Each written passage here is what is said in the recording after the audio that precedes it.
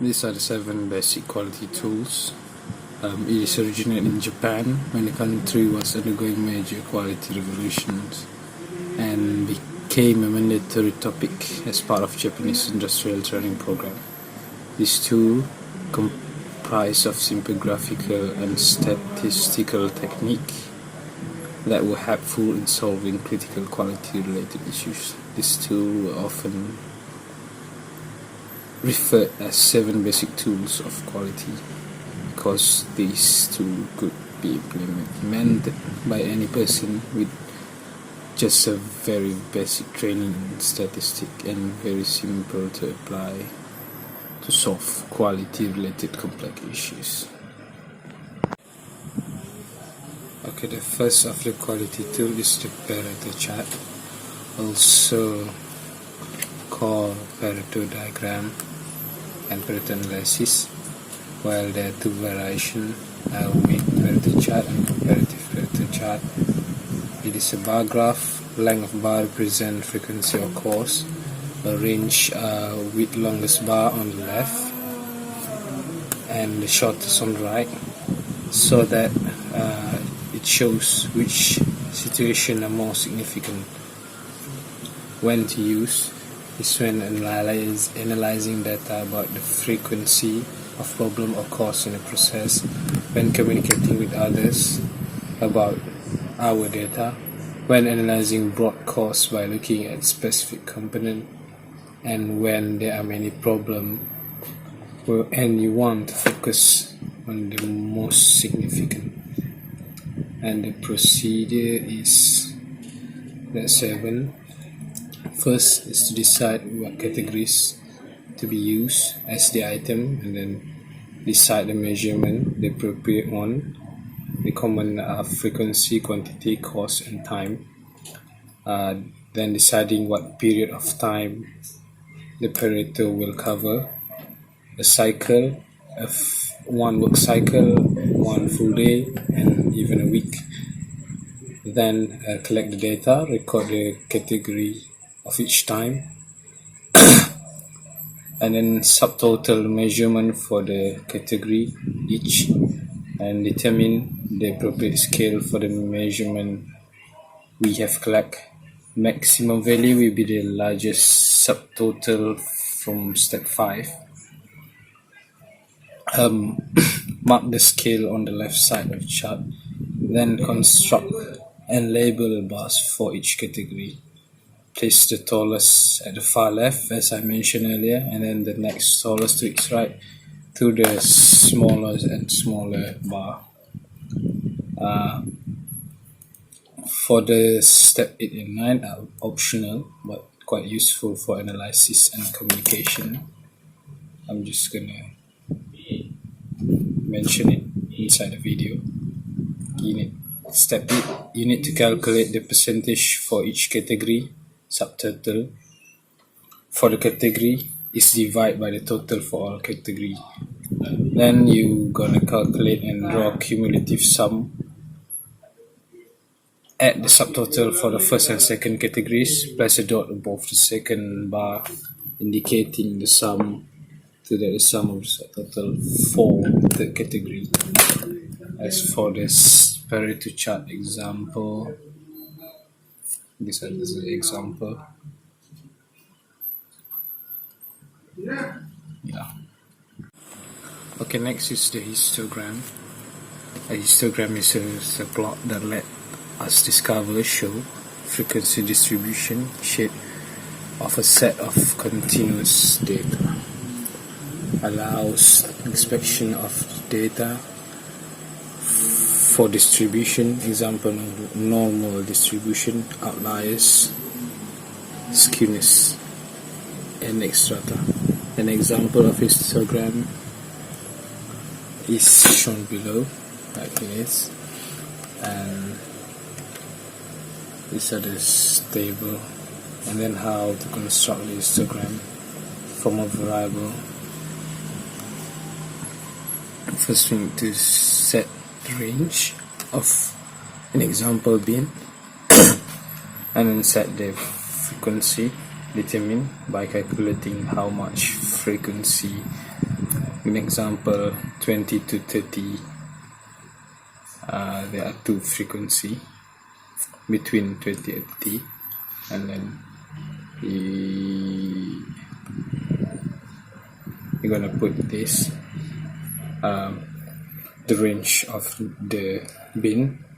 In example 25 and 22, it is range between 30 and 20, so the frequency is 2, so you need to do the table.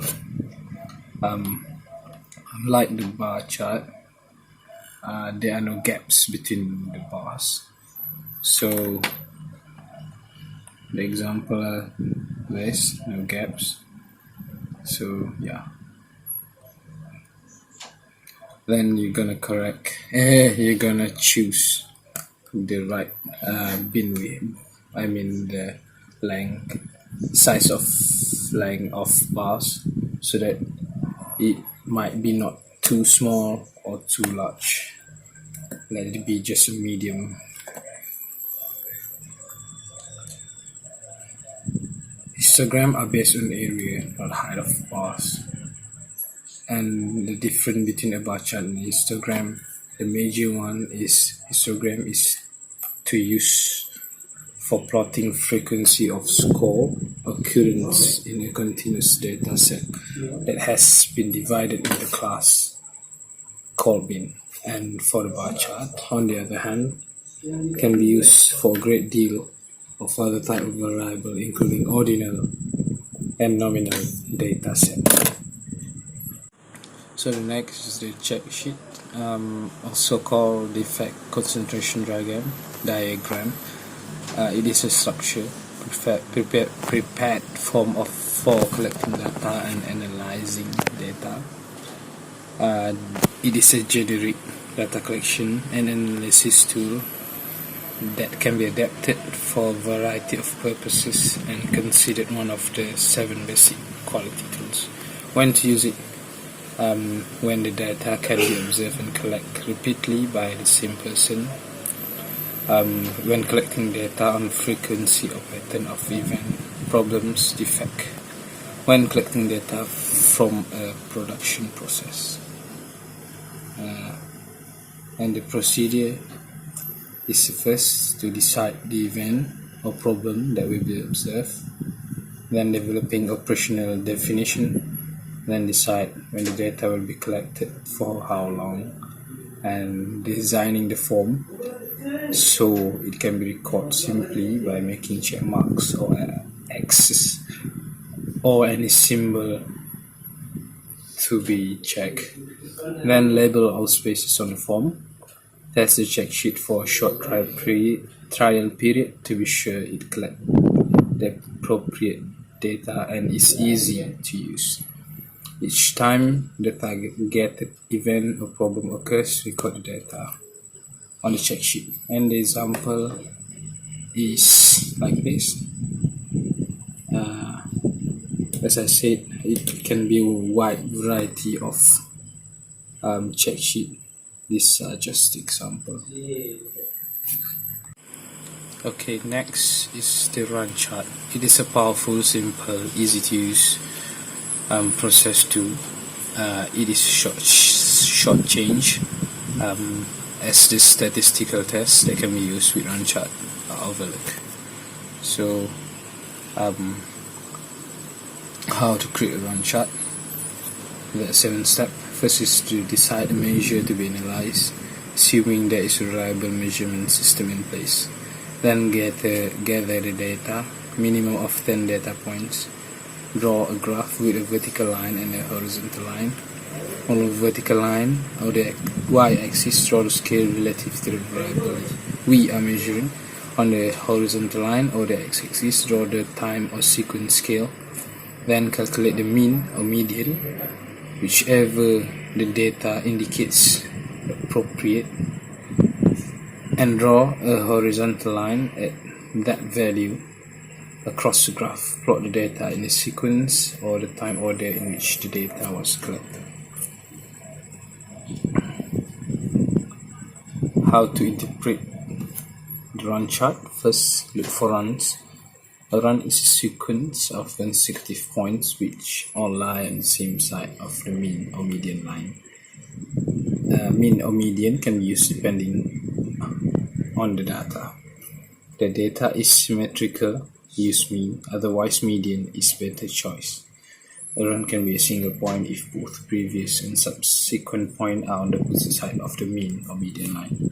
Example are like this.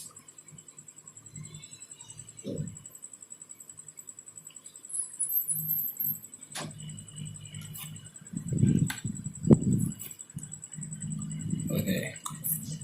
Example, run chart.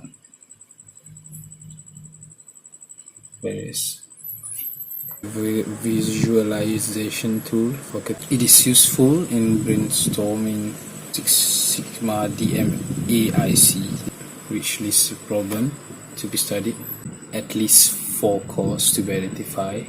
Brainstorm around each course to document the flow of flowchart. It is a step approach to solve a task.